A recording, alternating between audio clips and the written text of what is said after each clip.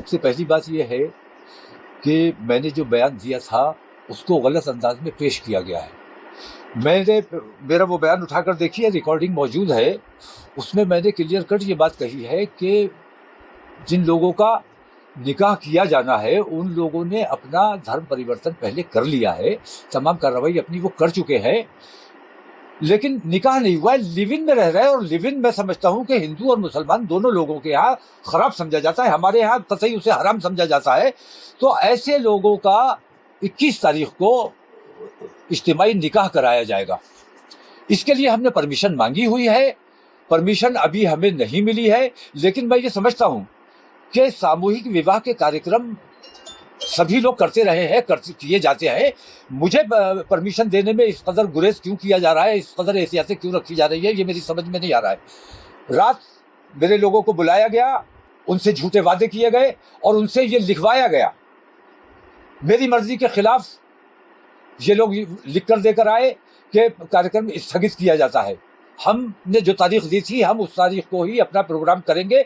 Permission अगर नहीं दी जाती है तो हमें इतना पूछने का हक है कि हमें परमिशन देने में आपको क्या दिक्कत है।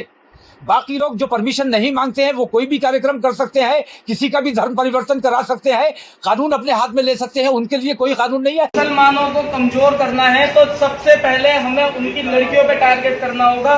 जहां हम उनकी लड़कियों पे टारगेट करेंगे अपने आप ही साले कमजोर हो जाएंगे। कुछ मत करो, हमारी मुसलमानों से लड़ाई है नहीं, हमें तो उनकी लड़कियों से प्यार है।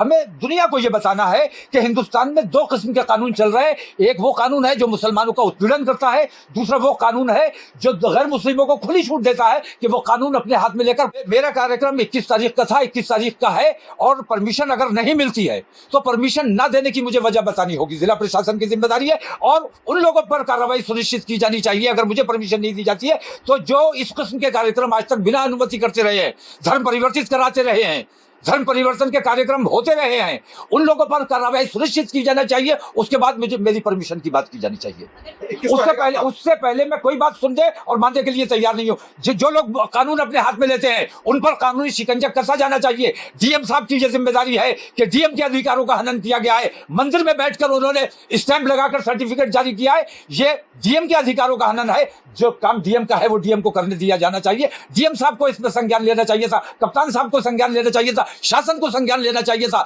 लेकिन आज तक नहीं लिया गया। एक मैं मामूली सी परमिशन मैंने मांगी है, उस पर इतना हंगामा किया जा रहा है, जबकि मैं कोई धर्म परिवर्तन का कार्यक्रम नहीं कर रहा हूं, मैं सिर्फ निकाह का कार्यक्रम कर रहा हूं। इस्लाम धर्म कबूल करना चाहते हैं, उसके बाद उनको सामूहिक निकाह मैंने देखिए, मेरी रिकॉर्डिंग मौजूद है, उसमें मैंने ये कहा है कि वो अपनी कार्रवाई मुकम्मल कर चुके हैं, पहले से रिलेशन में आपस में है और वो तमाम मामला अपने कर चुके हैं, धर्म परिवर्तन कर चुके हैं।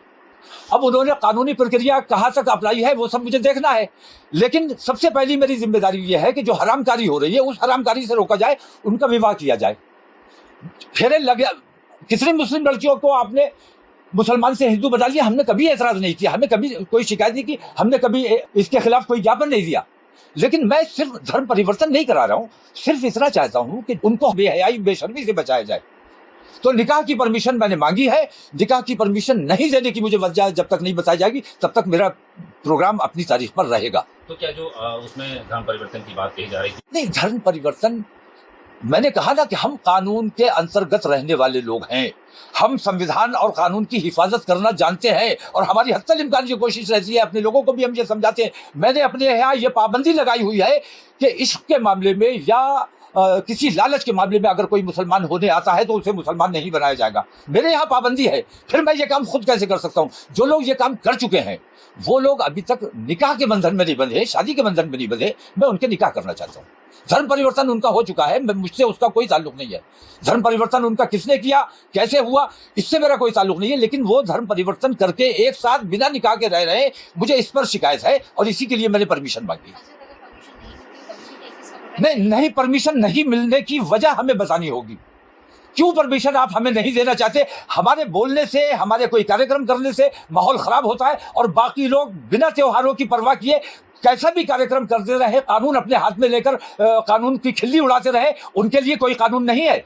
जिला प्रशासन को यह बताना पड़ेगा कि हमें परमिशन क्यों नहीं दी जा रही है, और जिला प्रशासन को यह भी बताना होगा कि जिन लोगों ने कानून अपने हाथ में लेकर बिना परमिशन के लोगों का धर्म परिवर्तित कराया है, उन पर क्या कार्रवाई सुनिश्चित की